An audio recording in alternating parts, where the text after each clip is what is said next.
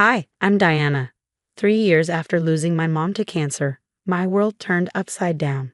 I was 16, clinging to the memories of my mom while watching my dad, Jack, fall for Regina, a bakery owner who seemed as sweet as her cupcakes.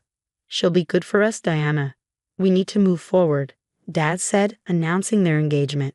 I wanted to believe him, but something about Regina felt off. Your father tells me you love art. I'd love to see your work sometime, Regina said during our first dinner together. Her smile didn't reach her eyes. Then came Macy, Regina's daughter. Nice room. Guess we'll have to share since Mom wants me close to her, she said, dumping her designer bags on my floor like she owned the place.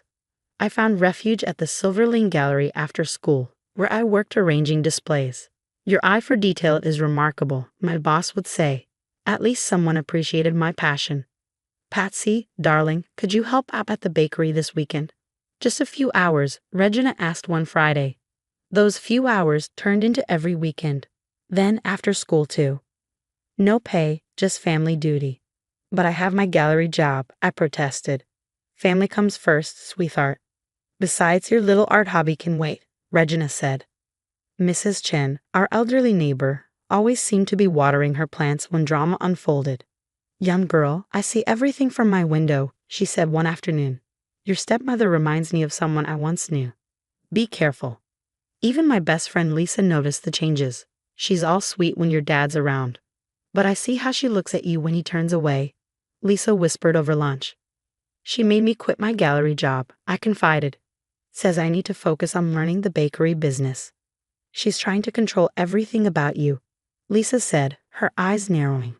My art teacher, Miss Thompson, became my sanctuary. Your latest piece shows such raw emotion, Diana. Are you okay? She asked. I'm fine, I lied, while Regina's Instagram portrayed a perfect blended family. #blessed, #family first, #stepmom life. Look how many likes our family photo got. Regina beamed at dinner. Patsy, next time wear something more presentable and smile more. Dad was barely home, always traveling for work. Regina's doing her best, he'd say during our brief phone calls. Give her a chance.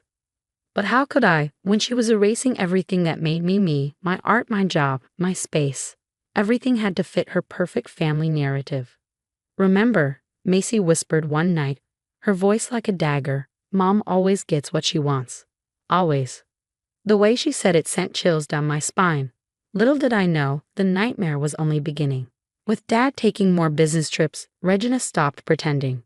Her true colors bled through. Look at Macy's perfect grades. Why can't you be more like her? She'd snap during dinner, while Macy smirked behind her phone. My art portfolio for college was due, but Regina ensured I had no time to work on it. Art won't pay the bills, Patsy. Look at your father. He works in the real world. Then came her birthday. It was an obsession, a social media spectacle. I want you to bake my cake. It needs to look exactly like this.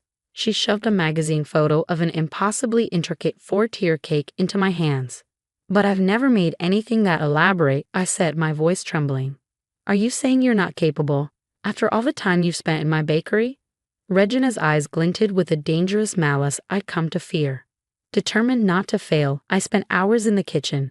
The counters were a disaster, powdered sugar coated my hair, and the cake, it just wasn't working. By the time the 3rd tier collapsed, I felt like collapsing too. Regina stormed in, her heels clicking sharply on the tile. You stupid, worthless girl. You're ruining everything. Before I could respond, she grabbed the iron she'd been using for her party dress, still hot and glowing. Let me teach you what happens to failures in this house. The searing pain when she pressed it against my arm was unbearable. I screamed, begging her to stop, but her grip didn't loosen. Maybe this will help you remember to do things right, she hissed, pressing harder. What neither of us realized was that Macy stood in the doorway, phone in hand, recording the entire scene. I caught a glimpse of her sliding away silently as my vision blurred with tears. Later that night, I sat on the porch, tears streaming down my face as I clumsily tried to bandage the burns. Mrs. Chen appeared out of nowhere, her concerned face illuminated by the porch light. Come with me, child. I have burn cream, she said, her hands trembling as she treated my wounds. This cannot continue. A car pulled up just then. A man stepped out, tall and commanding, his face a sharper, older version of Macy's. "I'm Derek, Regina's ex-husband," he said. "I've been watching her. I know what she's capable of." "Why are you here?" I asked, my voice barely audible. "Macy called me. She's scared too, Patsy. Regina has a history of this. That's why I fought for custody years ago, but she's good at hiding the evidence." That night, with my arm throbbing under makeshift bandages, I poured my emotions into a new art piece. The portrait was haunting, a smiling woman with flames for hands. When Miss Thompson saw it the next day, she gasped, "Diana, this is powerful. Are you trying to tell me something?" I tugged my sleeves down tighter. "It's just art," I lied, but we both knew it was more than that. My bruises might have been hidden, but my art screamed the truth I couldn't say out loud. "Document everything," Derek had said before leaving. "Your time for justice will come."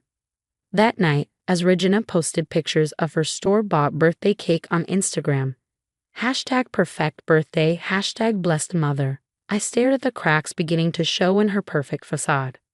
The truth started leaking out during art class. My sleeve rode up as I reached for a brush, exposing the burn.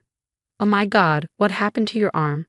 Miss Thompson asked, grabbing my wrist gently. I had an accident with the stove," I stammered. "That's not a stove burn, Diana. I used to volunteer at a women's shelter. I know what I'm looking at." That same afternoon, Derek showed up at school. "Your dad needs to know the truth about Regina. Years ago, she lost custody of Macy after incidents. I have court documents to prove it." "Then why is Macy with her now?" I asked. "She manipulated the system. Promised Macy everything she wanted. But it's all falling apart." At the bakery, things were unraveling. Regina was more focused on controlling me than managing her business. "You can't fire me just because your stepdaughter messed up an order," Sarah, a longtime employee, yelled. "I can do whatever I want. Get out. Every one of you is replaceable." Regina screamed as Sarah and two others walked out. Meanwhile, Macy started leaving her phone around, quietly recording her mother's tirades. "Mom, maybe you should calm down," she'd suggest sweetly, handling the camera just right. "Don't tell me how to run my house." Regina would snap, oblivious to being documented. I tried to tell Dad during his rare calls. "Dad, Regina's not what you think." She burned me. "Stop making up stories, Diana," he interrupted. "Regina says you're acting out because you miss your mom. You need to stop seeking attention." Mrs. Chen arrived at our door one evening, holding a thick notebook. "I write everything I see, the screaming, the injuries, the employees leaving. Your father needs this when he's ready to see the truth." Regina's perfect social media world was crumbling. Her latest post about family dinner was bombarded with comments. Ask her about her bakery's turnover rate. Wonder if she burns her employees like she burns her stepdaughter. Regina went ballistic, deleting comments as fast as they appeared. "They're all lying. They're jealous of our perfect life." Macy cornered me in our room that night, her face pale but determined. "I have videos, Diana. Lots of them," she confessed, voice trembling. "Mom, she did the same things to me when I was younger. That's why Dad left." "Why didn't you tell me?" I asked, feeling both betrayed and heartbroken. "Because I thought if I played along, stayed her perfect daughter, she wouldn't hurt me again. I was wrong. She just found a new target." The next weeks were chaos. The bakery's reviews plummeted. Worst management ever. Owner too busy terrorizing her family to run a business. Regina's rage grew with every bad review. "This is your fault," she screamed, her face twisted with fury. "You've turned everyone against me." But for the first time, I wasn't scared. Unlike before, I wasn't alone. Mrs. Chen was watching. Miss Thompson was watching. Derek was investigating. And Macy was recording everything. "Your perfect family is falling apart," I said, my voice steady. "And you did this to yourself." The look in her eyes told me I'd pay for that comment, but this time I was ready. We all were. Everything unraveled faster than one of Regina's overpriced cakes. Dad called in a panic after receiving an anonymous video compilation. "Is this real, Patsy? Why didn't you tell me?" "I tried, Dad, but she always convinced you I was lying." The health department raided the bakery after anonymous tips. They found expired ingredients, rat droppings, and falsified inspection documents. Regina's Instagram perfect life imploded as #ReginaTheAbuser trended. Her followers watched her meltdown in real time. "You ungrateful brats. I gave you everything," she screamed in one video. "You gave us trauma," Macy replied calmly. Dad filed for divorce the same day. Regina was arrested for child abuse. The evidence was overwhelming. Mrs. Chen's meticulous diary, teacher testimonies, medical records of my burns, and Macy's videos. 5 years flew by. I graduated from art school with honors, and the opening night of my gallery, Phoenix Rising, Art of Survival, drew hundreds of people. Meanwhile, Regina worked the register at a gas station, her designer clothes replaced by a polyester uniform. Her bakery was gone, replaced by a thriving cooperative owned by her former employees. "Your work is changing lives," a young girl told me at the gallery. It helped me speak up about my own abuse. In that moment, I knew everything I endured had a purpose. My art had become a voice for those still trapped in silence. Last I heard, Regina tried opening a home bakery, but her reputation followed her.